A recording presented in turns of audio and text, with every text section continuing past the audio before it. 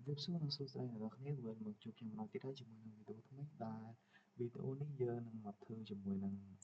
lecture note របស់យើងដែរអូខេហ្នឹងទេតើតើជាមួយនឹង network configuration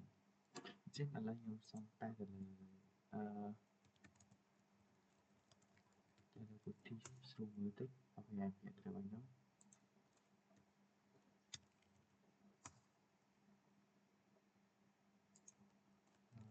ពី168ទៅមកពី30គឺ130ចាំមើល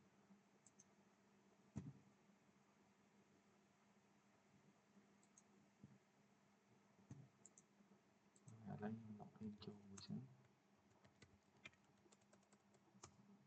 អូខេឥឡូវខ្ញុំនិយាយបានហើយខ្ញុំឃ្លាមួយសិនអញ្ចឹងយើងមកមើលទៅលើ node តិចទៅជាមួយនឹងយើងអាច config ទៅលើ network របស់យើងតាមពីរបៀបទី1គឺ graphic mode ឬក៏ GUI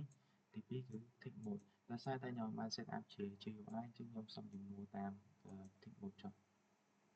អូខេនេះយើង skip ចោលទៅដោយសារយើងបាននេះហើយអញ្ចឹង tick mode អញ្ចឹងយើងឆែកទៅលើ network configuration យើងបច្ចុប្បន្នអញ្ចឹងយើងអាចប្រើជាមួយនឹងconfig ជាមួយនឹងកន្លែងនេះឈ្មោះ specific ទេឥឡូវខ្ញុំសុំឆែកទៅលើ IP address មួយសិនអូខេអញ្ចឹងវានឹងបង្ហាញឲ្យយើងនៅអីគេច្រើនអញ្ចឹងដើម្បីថាយើងនៅយើងមាន interface អីគេខ្លះមាន Ethercad អីខ្លះឥឡូវខ្ញុំសុំបង្ហាញយើងមានជាមួយនឹង ENC អញ្ចឹងខ្ញុំសុំតែជាមួយនឹង ENC ចុះ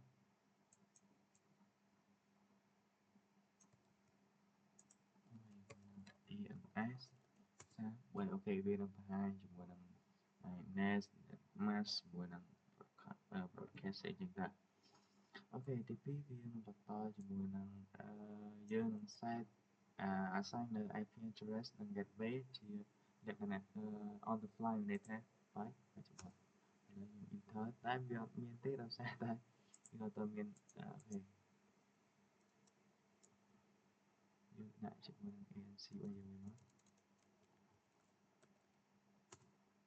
អូខេហ្នឹងកន្លែងនេះហេតុអីបានវាជាប់ចឹងដែរគេមក enter ក៏អត់ទៅដែរ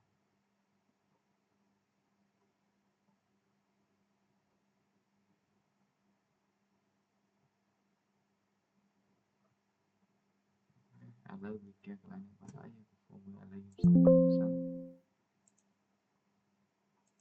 សុំម្ដងទៀតជាមួយនឹង IP address បានដែរតាមរកាពី18 230ជាមួយនឹង140 30ជាប់ដែរ